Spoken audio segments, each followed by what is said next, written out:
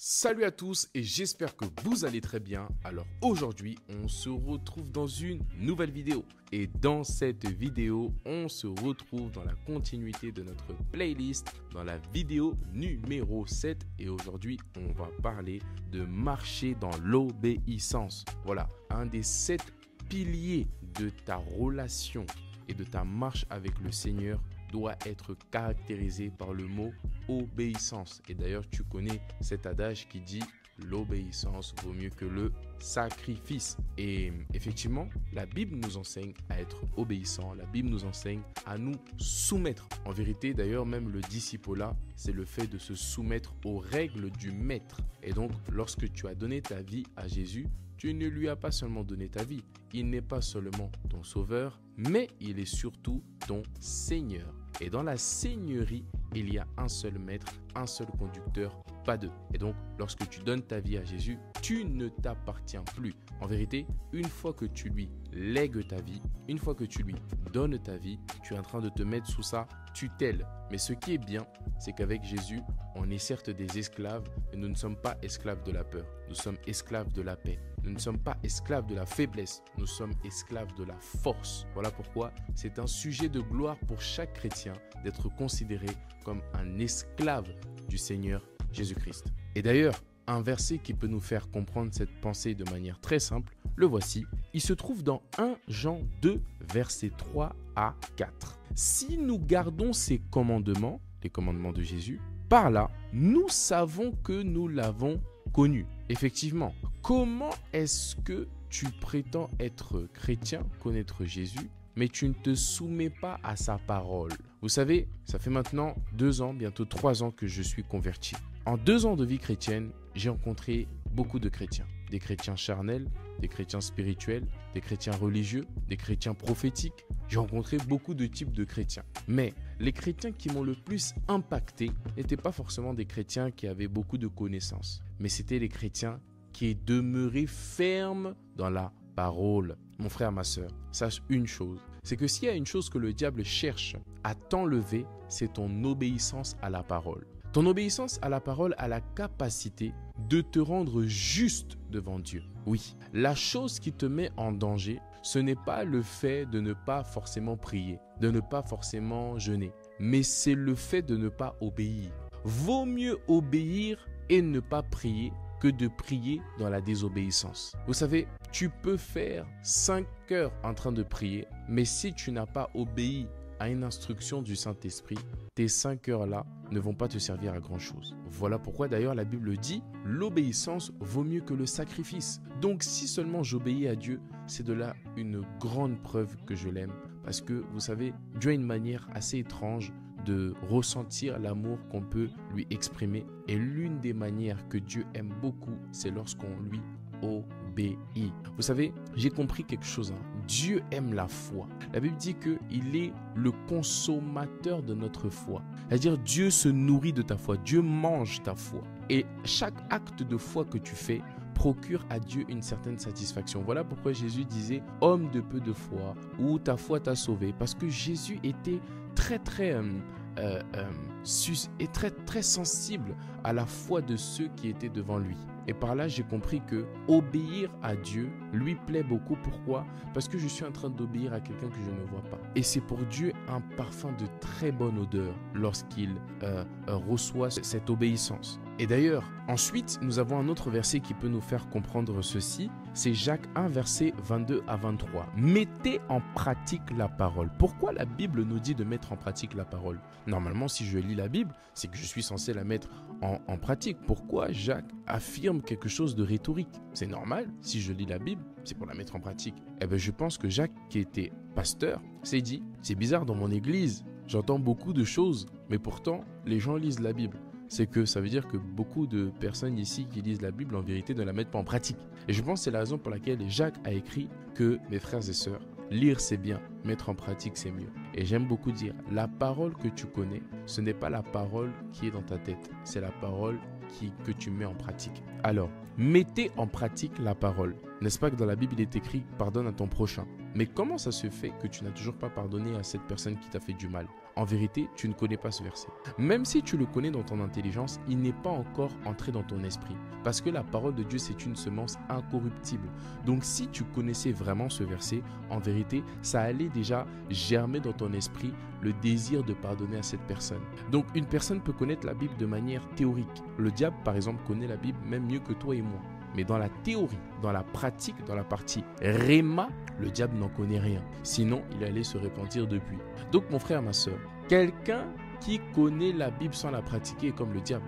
Oui, le diable a récité des versets à Jésus sans les pratiquer lui-même. Quelqu'un qui connaît la Bible sans la pratiquer n'est pas différent de la connaissance qu'il a du diable. En vérité, connaître la Bible sans la pratiquer, c'est une connaissance démoniaque. C'est-à-dire, c'est faire de la Bible un livre stérile, alors que la Bible n'a pas été faite pour être lue, mais elle a été faite pour être vécue, pratiquée. C'est très fort ce que je suis en train d'expliquer ici. Et donc, Jacques dit, mettez en pratique la parole et ne vous bornez pas. Ça veut dire ne vous ennuyez pas à l'écouter.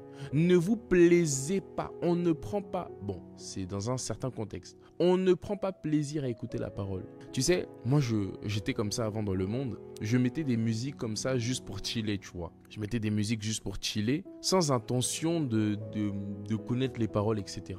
La Bible ne se lit pas pour s'amuser. On n'écoute pas des prédications ou des vidéos comme ça juste parce qu'on n'a rien à faire. Il faut une intention, un désir au préalable de mettre en pratique ce à quoi on s'expose. Voilà pourquoi Jacques fait une corrélation entre le fait de mettre en pratique la parole et de ne pas se borner à l'écouter. Parce que beaucoup de gens, par exemple, moi je connais des gens vraiment, ils ont une connaissance très profonde de la parole. Mais quand tu regardes les œuvres, c'est léger, méné. Et donc tu te dis, mais entre ce que tu connais et ce que tu fais, et là c'est problématique. Mais ça ne sera ni ton partage, ni mon partage. Et ne vous bornez pas à l'écouter, en vous trompant vous-même. Ah bah oui, parce que nous les humains, nous sommes dans le côté connaissance, le côté intellectuel, le côté scientifique. Si je connais, c'est suffisant. Alors que pour Dieu, connaître sans pratiquer, c'est une séduction. Les médecins sont très à l'aise au fait de dire j'ai fait tel doctorat. Mais tu peux voir un médecin qui soigne les poumons, mais lui-même fume. Un médecin qui soigne le sida, mais lui-même couche de gauche à droite. Mais quand tu connais quelque chose de bien, tu dois d'abord pratiquer ça en premier avant de l'enseigner aux autres. C'est pourquoi quelqu'un qui connaît quelque chose de la Bible, mais qui ne le pratique pas, se séduit lui-même. Parce que la connaissance de Dieu, c'est une connaissance qui te poussera automatiquement à pratiquer ce à quoi tu t'es exposé. Voilà pourquoi aujourd'hui, par exemple, on parle de marcher dans l'obéissance. Normalement, un chrétien qui est une bonne terre selon la pensée de Dieu, après avoir écouté cette prédication, après avoir écouté cette exhortation, va augmenter dans sa manière d'obéir à Dieu. Mais quelqu'un qui a un cœur épineux, rocailleux, compliqué, il va toujours trouver des contextes, des parades, il va barrer. Non, oui, mais c'est-à-dire, au lieu de laisser la parole pénétrer dans son âme, il est en train de se défendre. Tu vois, dans cette vidéo, il y a différents types de cœurs qui m'écoutent. Il y a des cœurs qui sont disposés. Peut-être ça peut faire mal, ça peut briser, mais ils sont disposés parce qu'ils aiment Jésus. Et Jésus parle d'un cœur épineux. C'est des cœurs qui sont remplis de soucis, remplis de pensées. Il y a 10 000 pensées qui lui... D'ailleurs, il écoute ma vidéo, mais en même temps, il n'est pas là en fait. Ensuite, il y a des cœurs rocailleux, des cœurs durs. La parole, aussitôt elle est rentrée, aussitôt elle est oubliée. Elle a écouté, voilà, c'était cool, c'était deep, mais après ça, bon voilà, ça lui dit rien. C'est-à-dire, il ne fait pas comme celui qui a la bonne terre. Après la vidéo, il se pose, il fait un peu le bilan de sa vie. Ok, sur quelle chose je peux obéir davantage à Dieu? Cette chose-là, c'est vrai que c'est pas bon. Ok, Seigneur, aide-moi à arrêter cette chose-là. Je veux t'obéir dans ce domaine. Ça, c'est la bonne terre. Et c'est pour ces gens-là que nous, on prêche. C'est pour que ces cœurs-là puissent aller de mieux en mieux. Et ceux qui ont des cœurs épineux, ceux qui ont des cœurs rocailleux, ceux qui ont des cœurs comme le bord du chemin, on continue à prêcher. Mais, écoute, sur là, je mets 3 petits points. Et je passe à la suite de ce verset. En vous trompant vous-même par de faux raisonnements. Waouh! Le fait de ne pas pratiquer la parole, en vérité, lorsque tu ne pratiques pas la parole que tu connais, tu es en train de pratiquer une parole que tu ne connais pas, mais que tu penses connaître. Je m'explique. Tu sais qu'il est écrit que tu dois pardonner, mais que tu ne pardonnes pas.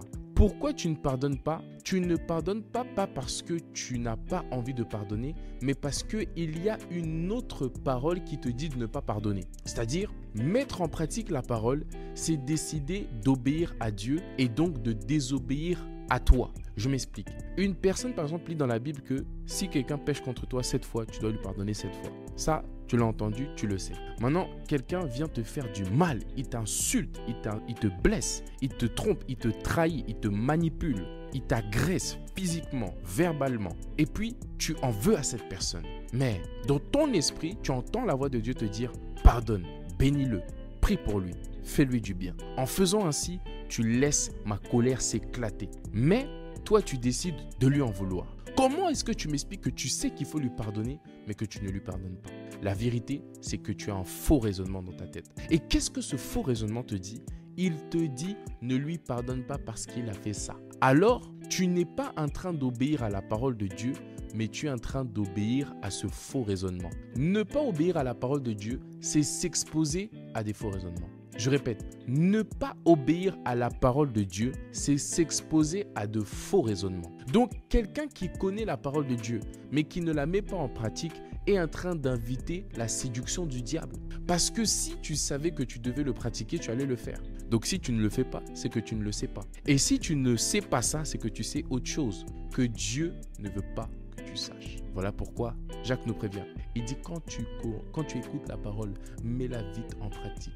Empresse-toi de la mettre en pratique. En faisant ainsi, tu te gardes de tomber dans de faux raisonnements. Écoutez ça mes frères. Car si quelqu'un écoute la parole et ne la met pas en pratique, il est semblable à un homme qui regarde dans un miroir son visage naturel et après avoir regardé son visage, il oublie ce qu'il vient de voir. C'est ça, le verset 24. Et qui, après s'être regardé, s'en va et oublie aussitôt quel il était. Ça veut dire, lorsque tu lis la Bible, lorsque Dieu te demande de pratiquer, c'est-à-dire d'obéir à sa parole, tu es comme un homme. C'est comme si Dieu a mis un miroir devant toi. Et puis Dieu te dit, regarde, tu as un bouton ici, tu as une tache ici. Par contre, tu as des belles dents. Mais ce bouton, tu dois l'enlever. C'est-à-dire, il te met à la lumière de la parole, à la vérité de la parole qui te montre tel que tu es. Celui qui a la bonne terre enlève le bouton, enlève la tache et il lave davantage ses dents. Ça, c'est celui qui a la bonne terre. Mais celui qui a la mauvaise terre, il regarde son visage, il se trouve bégé et après il part. C'est-à-dire, il ne s'arrête pas sur les imperfections que Dieu veut perfectionner. Mais ça ne sera pas ton partage. Alors, pour ne pas être semblable à un homme qui se mire et qui aussitôt oublie ce qu'il vient de voir, lorsque tu veux mettre en pratique et obéir à la parole de Dieu, voici le travail que tu dois faire. Tu dois commencer à méditer pourquoi Dieu te demande d'obéir. Seigneur, pourquoi tu me demandes de pardonner? Pourquoi tu me demandes de te servir? Pourquoi tu me demandes de te donner ma jeunesse? Alors que d'autres sont en boîte de nuit, alors que d'autres sont dans des soirées, dans des hôtels. Pourquoi moi, je suis un prisonnier de Christ? Pourquoi moi, je ne dois vivre que pour toi? Pourquoi? Et tu commences à méditer. Et Dieu te parle et il t'explique qu'en fait, la vraie vie, elle est en Jésus. Et que tous ceux qui n'ont pas Jésus, en vérité, ils n'ont pas la vie. Ils sont en train d'exister, mais ils n'ont pas la vie. Et là, il t'explique que obéir à Dieu, ça te permet d'avoir des récompenses au ciel. Ça te permet d'amasser des trésors au ciel que le voleur ne peut voler, que la teigne ne peut atteindre et rouiller. Et ça te montre que il y a une rémunération aussi derrière l'obéissance. Obéir à Dieu, ça m'a permis, si je vous dis tout ce que Dieu a fait quand j'ai commencé à lui obéir, il m'a béni. Oui, obéir à Dieu, des fois, c'est pénible, on va pas se le mentir. Pénible pour l'âme, bon pour l'esprit. Mais des fois, obéir à Dieu, ça te permet aussi d'être rémunéré.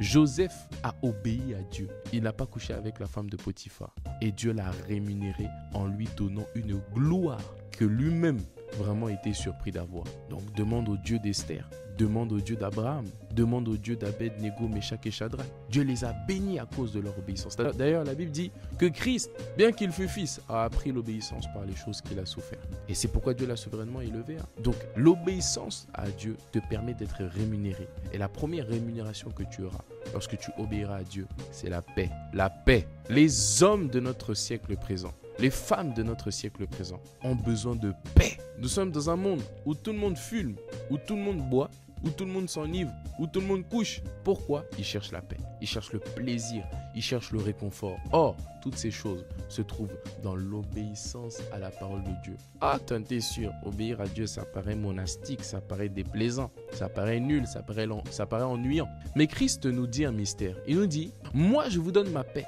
pas comme le monde la donne, mais comme moi je la donne. La paix de Jésus est une paix qui ne dépend pas des circonstances, mais qui dépend de ton intimité et de ta relation avec lui. Parce que quand tu es en intimité et en communion avec Jésus, Jésus te transmet sa paix. C'est automatique. Tu n'as même pas à prier pour ça. C'est-à-dire, dès que tu obéis à la parole de Dieu, tu sens la paix de Dieu. C'est automatique.